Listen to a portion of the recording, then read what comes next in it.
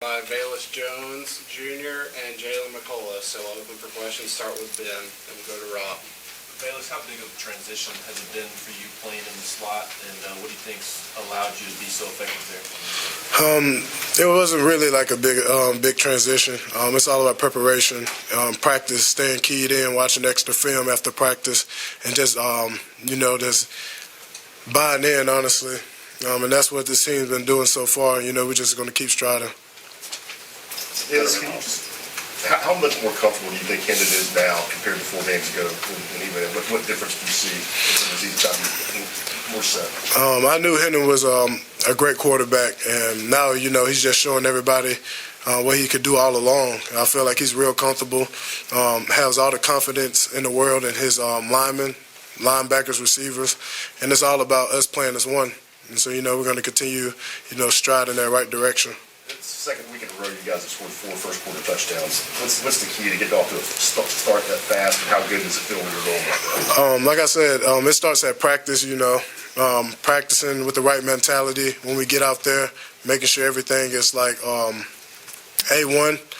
It's also all about, coaching one another, and I feel like Hendon's been doing a great job of that, make sure everybody stay locked in and focused, and also me as a receiver.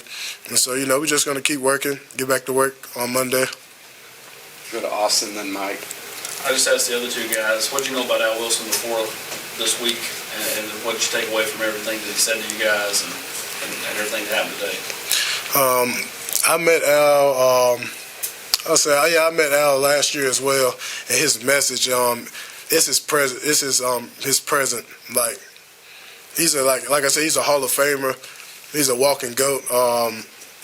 Man, and his message hit home. He was just telling us it's all about playing for the power of the T. It's all about playing for the guy next to you, and like that's what it all comes down to. Like we got to play as a family. We go out there, we put our lives on the line every weekend, and it's about making sure we got one another, and so I feel like that's the key to success, and that's pretty much what Al's been talking about. How about you, Jim? Just sitting there listening to Al Wilson, like Velus said, his presence, you feel it when he walks into the locker room, you just feel it when he's around, and the biggest takeaway I got was just how special playing, in Neyland is, and playing with that T on your chest, and just it's just bigger than you, and just taking that away from the legend himself meant a lot. Go to Mike and then Wes. Jaylen, what did you see on that goal line play that South Carolina ran in? I think some teams have kind of gotten you guys with stuff like that. So were you at this point looking out for that?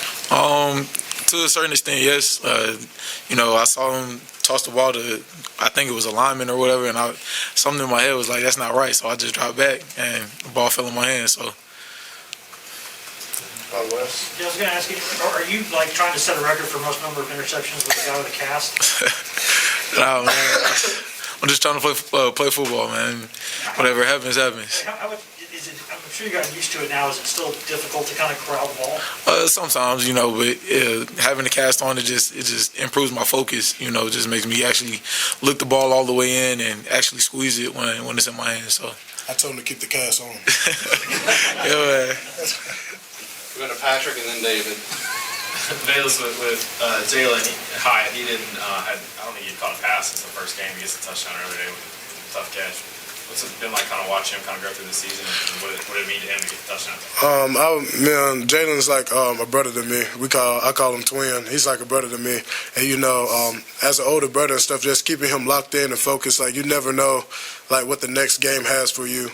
Injuries occur. Like we play in the SEC, it's a physical game out there, and like just tell him like lock in and like. When your chance comes, make sure you capitalize on it, because the next one's not promised, next game not promised, and so just keeping him locked in and stuff, and giving him all the wisdom I can. Like this is my last season, he's gonna take this thing by storm. Jaylen, back to your play. I mean, how surprised were you? They had a first and goal at the 1, and on first down they move a receiver to quarterback that y'all stuffed for a 1-yard loss, and then like you said, they move an edge rusher. They give the ball to the edge rusher on second down to throw it into the end zone. How surprised were you that they just, at first and goal in the 1, they didn't try to go straight ahead on it? Yeah, I was a bit shocked, but we've given up that play a bunch this season, so just having the good football IQ and just going out there and making the play really helped me out. Jimmy. Velus, we're up in the press box, so we can't kind of feel all that's going on down there. What's the atmosphere like when you guys are scoring just 1, 2, 3 in the first quarter like that? Man, it's exciting. Scoring is fun, and and I can only imagine how the players felt before us that Coach Hypo's been over, and so it's an amazing feeling. Everybody's smiling, you can just feel the energy. You just love that feeling. So we just got to keep scoring. Jaylen, how would you evaluate the defensive performance today of the team? All right, defensively, we played fast. We got to the ball. We created a lot of negative plays. Created a couple turnovers. There's some stuff we still have to clean up. Just fitting the right gap. A few missed tackles, but for the most part, I feel like we played a good team defensive game. Hendon said he felt like the offense relaxed a little bit in the second half. Do you think the defense relaxed at all? I feel like we did. We gave up a fake punt and a couple of touchdowns after that. So we did come out a little slow in the second half, but we picked it up as the game went on. Put it right here. I saw online there was a lot of debate over the alternate jerseys today. I want to know what you guys thought about it. You talking about the black jerseys? Oh man, I felt like a Nighthawk. Kind of. But everybody was excited about it, and I was like, man. Thinking in my head, we got these black jerseys, the legends are coming back in town, we're going to have to set it off. So, man, it was a great feeling. Everybody's excited and stuff like that. And, thanks to Coach Hypo and the rest of the guys that put that together. So I feel like we got to save it for a couple weeks down the line. You don't want to wear it out. I mean, I'm pretty sure everybody saw my reaction. So, I was surprised. But those things, those uniforms are beautiful. Can't wait to wear them again. We'll go to Mike and then Ben McKee. Yeah, Velus, what kind of did go wrong offensively the second half when things kind of slowed down? As Jimmy mentioned, Hendon kind of said you guys might relax a little bit. Yeah, I felt the key to this offense, Coach Hypo always telling us to keep our foot on the gas, and you can't get lackadaisical, you can't let up. I feel like we relaxed a little, got some 3 and outs and stuff, but I felt really proud of us. Found a way to score at the end. Defense had a great 4th down stop. Found a way to put it in the end zone, to seal the deal. And so I feel like that's what's important. We're going to celebrate all wins. Jaylen, what did you see from Brandon with Theo out, and did much change in the secondary with Theo being out? Yeah, I saw a lot of maturity from Brandon Turnage.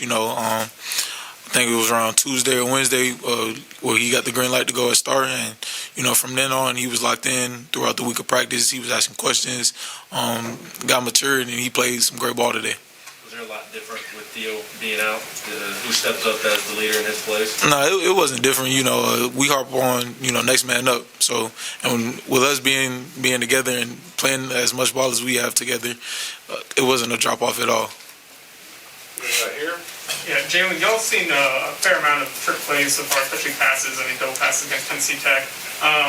As kind of the last line of defense, how are you taught to sniff those out and to kind of read trick plays as they happen? Right. It all starts with your eyes. Just trusting your keys, trusting what you're supposed to look at, and just having good field awareness. Coach Nez and Coach Banks always harp on we're the last line of defense, so don't know until you go. Stay deep as the deepest, and when you see it, just react and make a play. We'll go for the last 2, then Ryan.